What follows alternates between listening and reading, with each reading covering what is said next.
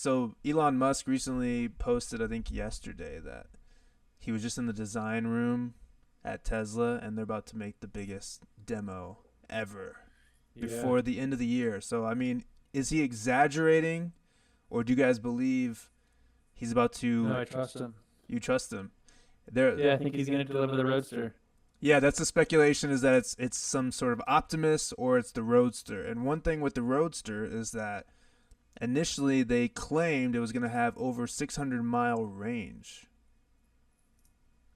which is a I pretty don't. I, it's a pretty big I don't game believe changer. that. You don't believe it? I think the I don't personal believe robot that. would be sicker than the car though. Do you think the what? Yeah, but the thing is the Roadster. He dropped the Roadster like 4 or 5 years ago, and people like pre-ordered it, and then like he's been MIA on it. So like people are like, where the hell is my Roadster? Because he said there's gonna be like 1,000 of them made or something by like 2020 or something. Damn. Did 30 you, What did is you it? pre-order it? 36 No, I million wouldn't. views on I this would have tweet. one now. I would buy one now. They look freaking sick. Do they? Okay. Wow. I gotta look. Did you see that? He's gonna have Tesla shareholders vote on if they wanna if Tesla can buy into XAI, which I think is gonna be really smart. Oh wow. It's probably a good Okay. investment. There was something recently that came out where they basically pinned all the AI services against each other, and somehow Grok came out as one of the best, which I think it's hard to judge these things, when you're using the large language models and all that. But the fact that he's kind of even competing with OpenAI and the Google Gemini, Apple has their own AI, and it's really only been a thing for 2 years is pretty mind blowing. It is mind blowing. I see Grok a lot more often lately. Because it seems like they had such a head start as far as technology. I mean, he's known for his rocket company and his car company, and he's like, yeah, I'll just get into AI by buying Twitter, and then a few Yeah. years later, it's like one of the top. Well, Elon used to be with Sam Altman at OpenAI, didn't he? But then he quit when he didn't start to agree with what Sam was doing with the Yeah, company. Sam is scamming. Sam was basically saying he was doing it for like free for like the greater good of humanity, but he's really gonna pocket billions from it. And Yeah. there's a whole thing that Elon posted not too long ago that like exposes. Someone did a whole deep dive into Sam, and it exposes like all the shady tactics that he's been doing over like, the last like 5 years while running this company, and like by board voter meetings and like shareholder like how they vote and stuff. Like he set up like another entity or something, I think, and was like didn't disclose that he was like one of the main guys on the board or something. I don't know exactly what it was, but it was like some really shady shit. Wow. Jeez. And I I think believe it.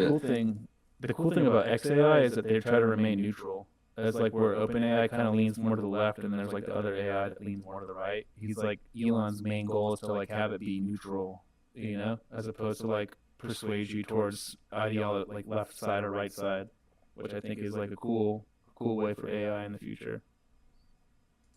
Yeah, it's interesting. I gotta check out Grok more. See if it compares to ChatGPT for me. Oh, it destroys it, Here's bro. The new one, also. Grok 4, is insane. That just came out Is like it? 2 days ago, bro. It's wild. So what? Yeah, It is the what's most insane thing what's the ever. new Wow. Okay. features that people should know about, or like what's so good? What's so About good about it? the Grok 4, it's like it's smarter than a PhD like student. So like in the just from like communicating with it, it's like way different than like you communicating with like ChatGPT. You kind of have to give ChatGPT a few prompts to like kind of get where you want to go. I don't know if you guys use ChatGPT a lot, but I do. with like Grok, it's like the new one at least, Grok 4, it's just like streamlined and it's like super efficient in like what it's telling you and like what it's creating for you. I've seen like people on X that have been posting like video games that they're creating and coding in Grok 4, and they're just moving it over to cursor and like copying it, and then like it's a full on freaking like World of Warcraft game that's like No insane. way. But it takes like split second to build. That's Wow. crazy. It has been That's good insane. too. I don't know if ChatGPT does this, but like it'll if you ask for it, it'll give you the links. It'll give you like sources. Like if you just say, hey, what are the top news stories of today? What is this? What is that? Or what's the stats on this? And then you say, what are your sources? It'll show you like all the sources. So it'll be like 10 articles that you can link back to. Because I think the issue with a lot of large language models is they lie. Mm-hmm. So Yeah. if people, a lot of people use ChatGPT for college and these kind of things, it's like they better not use it unless they know that the sources are legitimate. So all of a sudden they're gonna do some sort of college essay and it's gonna be just some made up story that ChatGPT came up with. It sounded cool. Yeah, seriously. Luckily, we're out of college. But yeah. Well, here's the most recent troll from Elon today. He has his robo taxi network. He's expanded it in Austin, and as you can see, the service area, it looks like something that we're all familiar with. Big dick. Mad. Yeah, the robo taxi network expanded, and it costs $6.90 per ride. So Wow. That's a it big looks like a expansion. wiener. Yeah, it looks like a wiener. The whole tip That's of the really cap nice, is literally Elon. expanded. It's a big expansion. But Bro. is that real? So he has the robo taxis, and it's like $7. Yeah, it's one set fee, and I think when he first dropped it, his set fee price was $420. That's classic. I think his trolls, bro, are next level like genius marketing and just like subtly Yeah, like dry humor-ish kind of like just it's just girl. I think they're great. They're funny. They are funny. But just long term, because I know Kevy's really bullish on Tesla, and it's been very up and down this year. It dropped all the way to 220 at one point. A lot of the controversy with just people like burning Teslas, that wasn't a good look. And then I don't know how much this affects the stock, but the EV credits not being put into the recent legislation, I'm sure hurts a little bit. And people were saying car sales were down. How much of the future of this company do you think is going to be like the taxis and like the robots? Because a lot of if you're a Kevy and you're a Tesla bull, you say, oh, it doesn't matter that car sales are down. Yeah, I'm looking at the energy source and the autonomous operations he wants to do. Yeah, Tesla's not going anywhere. It's too big. It's too many great ideas. They've already changed the world too much, and they're gonna keep doing it. So. And people forget, dude. They own I think Tesla has 11,000 Bitcoin. So it's like if Bitcoin's rallying, I think it just hit over 120 a couple days ago or yesterday. It's like Tesla owns 11,000 Bitcoins. They're one of the only few companies that are heavily invested in Bitcoin. It's so interesting to me that you can have a gigantic company. What's the Saylor? Who's that guy? Oh, Michael Saylor. MicroStrategy, is that what it's called? Yeah, MicroStrategy. I think he's just calling it now Strategy, though. And it's a huge company, like billion-dollar company or whatever, and the only thing they do now is just own Bitcoin. He's basically like the treasury for Bitcoin. So he's basically no other government is doing this. I'm going to be the treasury that's going to hold Bitcoin. If Bitcoin goes up to $1 million per coin, it's going to be the most genius move of generations. And I mean, it's interesting too because you see it kind of it's a little bit different, but you see it with Coinbase, where obviously it's just a stock price, but it's a $300 stock, and now you're seeing Robinhood can kind of go into that because they're offering crypto and they're offering all these things. It's why does once you're involved in crypto, all of a sudden your valuation is double or triple the price? Yeah, it's wild. I think just because of the potential upside. But the other thing, going back to Tesla, I think that people think is interesting is with the robo taxis, they're saying that people that own Tesla can rent out their own cars, and the taxi will just go out on its own, just drive out of your driveway and go pick somebody up and drop them off. Yeah, that's smart because I think Elon's main goal with that is to basically be able to have the robo taxi finance your vehicle. So you buy a Tesla and it's $300 a month payment. The robo taxi will work while you're sleeping and make you that money back. So everything is free, autonomous, free. Life is easier.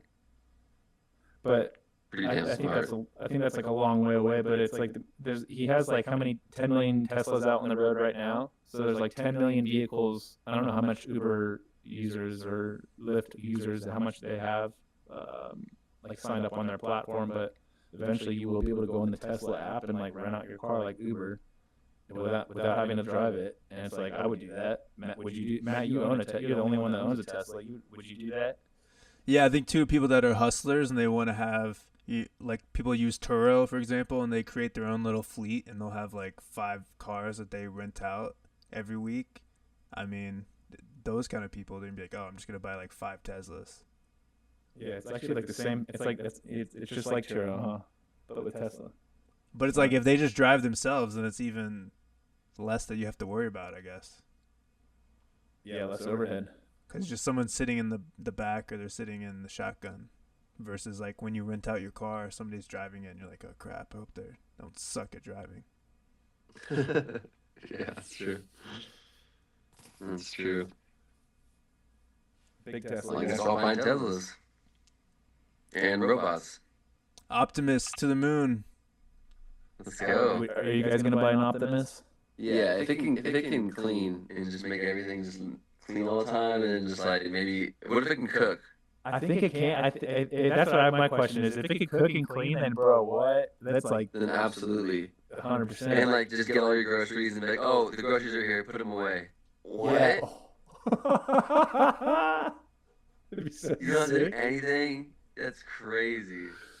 That'd be so sick. That's where my head is at too with the Tesla stuff. It's like you see people driving Lambo Urus trucks and they're like 200, 300 grand. And then you see a Tesla, even the Cybertrucks, like how much are the Cybertrucks now? Like 60 or 70 grand. Yeah, I think so. And it's my like God. once you get the features, like my car goes so fast. I have a 2016 Tesla. It's like I don't want a car that goes faster. Like I just don't need it. You know, like what's the motivation for me to spend 10 times the amount or like 5 times the amount for like a Lambo?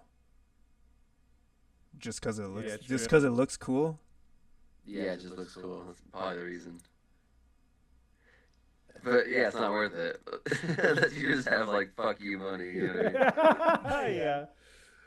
It's like You if you could pay to look cool, you know? have a super Yeah. high tech car and now these cars their price is going down. It's like TVs. Like over Yeah, time it it's is. deflating. It's true. Do you like your Tesla, Matt? You ever gonna get a different car? What are you gonna do? Tesla for life? Well, I have it paid off, so I guess I'll have it for a while. There you Nice. go. I don't have car payments on great. it, so. Well, they say, you know, I have family that they used to be a car salesman, used car salesman, and we'll see over time how everything works out. But the biggest issue with gas cars is the transmission eventually goes out after so many miles. So with electric cars, you don't have a transmission. So, you know, when I get my car serviced, it's things like window washing fluid or like they update the software or maybe they have to change like a spark plug, you know, they're very minimal cost compared to if you have to do a transmission. I've actually blown a couple of transmissions back in the day and they might cost $2,000 or $3,000. Oh wow. Sometimes, and if your car's older, it's not really worth the price of the car. So that's why, like over 10, 20 years, people, if their transmission goes, they'll just get a new car. Whereas, you know, if it's a Tesla and you're allowed to fix it and maintain it, it's like, is that going to lower the amount of cars that people need to buy? It's true. I don't know. Very true. We're in the new era. I guess we'll see. Time will tell. You have robo taxis, you have cars that are cheap and you can fix them and there's way less issues. No transmission is like, or just less people going to buy cars or they're going to buy them less often. It's going to be more of like subscription services. Yeah, I think that is it. The subscription service side of shit. So that's the future. Like having a car. You Like just for like subscribe to Tesla. Like I pay like $500 a month, and I get access to Tesla whenever I need it, and then, or whatever it is, you know, and I have it for life, like That's forever, however smart. long. That's Just smart. like TV and cable and music, you know. Yeah. You used to have to buy that individual song, but now you can stream that song forever without having to buy. You just pay a fixed monthly price. Because now the difference is going to be where you can get a car, you can get a robo taxi to pick you up and drive you wherever you want to go for like a pretty cheap price. So if you're paying a little bit extra for that small amount of freedom so that you can do a road trip like every 2 or 3 months. It's like, how often do people do road trips? Right.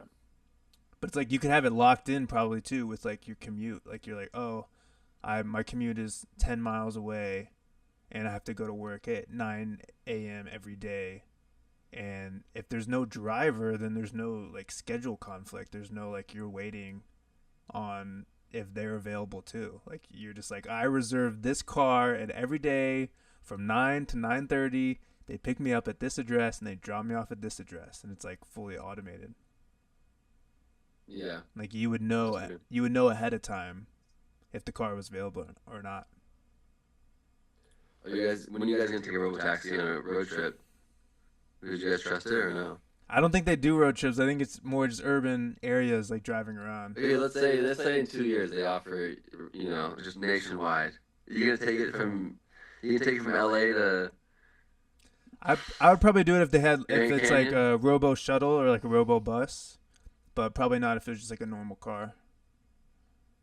Okay. I would do it. I would do it. Some of the videos I've seen of like the FSD in China, although I think China maybe has a different version than what's allowed on the United States, but the FSD in China is wild. It's insane. It's like moving around like unmarked roads and climbing in mountains and stuff with a Cybertruck. So I would trust it enough. How many years until every car is just robo taxi? Nobody drives anymore. It's all fully automated. You click in the location you need to go to. You hop in the car. It takes you there. It's way safer. How long? Yeah, that's a good question. I would 100 say years, probably less 50 years? maybe like 25 to 50, I would say. I know people are going to be hesitant and resistant because they want to drive their own cars, but at a certain point, it's going to be like, okay, when you're going somewhere, you take a robocar. But like, if you want to drive somewhere, you take your car to a designated place to drive it for fun. Yeah. Yeah. Yeah, You know what I mean? is it gonna be first? They get you with convenience, right? And then eventually, once it's say like, oh, 70% of people they don't even own cars anymore, then I think And it's that much safer. It's already saved millions of lives. People are, okay, great. Yeah. then I think they'll ban it, Exactly, yeah, they'll have to. or it'll be a separate highway. Like you'll have here's the automated highway, and then you'll have the outer road that goes next to it where crazy people that drive themselves drive. Yeah, yeah, I can see that. Something like that. Because you need pretty much if every car is automated, then there's a very low likelihood of accidents. But if you have a they bunch of communicate with each other. right, if Yeah. you have robo taxis and people driving themselves, then it's pretty much the same rate of accidents. Like Yeah. it doesn't really Yeah. drop down. So I'm sure like if they sell that, like, oh, we're just gonna have this one stretch of highway and it's all automated, or like similar how they have in Vegas, they have the Hyperloop and it goes under the casinos and Yeah. it's just Teslas, and it's like they're gonna be able to show like, oh, there's literally never been an accident on the Hyperloop ever because they're all just automated Teslas, and they're just gonna start implementing more and more of those. I mean, it'd be smart if they were all underground, like downtown areas. He Yeah, was that'd be trying to cool. put the Hyperloop in LA, remember back in the day before he left California? Yeah, that's So true. I think that's a high probability. I mean, it seems like the safest and smartest and fastest route to like be able to like introduce it to society at like a global And scale. it's smarter to me too if it is privatized. I don't love things being run by the government, but it's like most normal people don't want to ride the bus or the subway in LA or New York. New York's a little bit different because you kind of have to, but it's like if it's more of a private company that they're incentivized to keep it nice and like fancy, and you pay $10 and you go into the Hyperloop under LA, it's gonna be You're way in your own car. Yeah. your own little capsule that's like you have privacy and like you're not worried about some crazy drug addict like peeing on you. Yeah. Like there's gonna be so many more people that are gonna want to use it, Yeah, for sure. and then it's just essentially like you can Definitely. drive on the above ground highway in your own car, and you can drive, or you can use the Hyperloop underground, and there's no traffic, and it's $10 or something. Yeah. It's more expensive than a subway or a bus, but It's gonna be nice. But it's safer, cleaner, more convenient. And so You're gonna do it. Buckle up, I'm ready. Let's go. All right, boys, should we wrap up? Let's do it. We're just getting started. I thought we were halfway through. That's good. That's good. Good shit, boys. Good stuff, fellas. Well, Cheat Codes podcast, and this weekend we got some upcoming shows. We're playing Nantucket on July 17th. That's Thursday. We have a private show July 18th in Arizona. So if you bought tickets, if you're coming, I'll see you there. And then Atlantic City, July 19th. So come through there. And then the weekend after, we're doing our album release on July 25th at the Surf Lodge in Montauk. And later that night, we're gonna be playing Common Ground and New York City, and then the next day, July 26th, the Boston Boat Party. So if you guys are in the area, come out, buy your tickets now. I know Boston specifically is almost sold out. So is there? I think another one was like sold out. I can't remember. But Surf Lodge is selling out. So get your last minute tickets, guys. It's gonna be fun. It's gonna be special for Surf Lodge. We're gonna play a lot of songs from the album Future Renaissance. And it's going to be fun. And then the weekend after that, we're playing a couple shows with Katy Perry, and we're doing a show in Toronto ourselves. And I'm actually a little sad because August 5th, we're doing the Ventura County Fair, but I don't think Trevor's going to be there. I'm not going to be there, guys. But if you're going to come to that show, guys, we're going to do our country set. So it's going to be a special set. And we haven't played our country set in a while. Maybe like a year, maybe longer. So dang it. We have a whole country album, and it's our one chance to get to play some of those records. So it's going to be a lot of fun. Well, thanks for jumping on, boys. Of course. Hell yeah. Much love, fellas. If you like that clip and want to see another one, click here. If you want to see the full podcast, click here.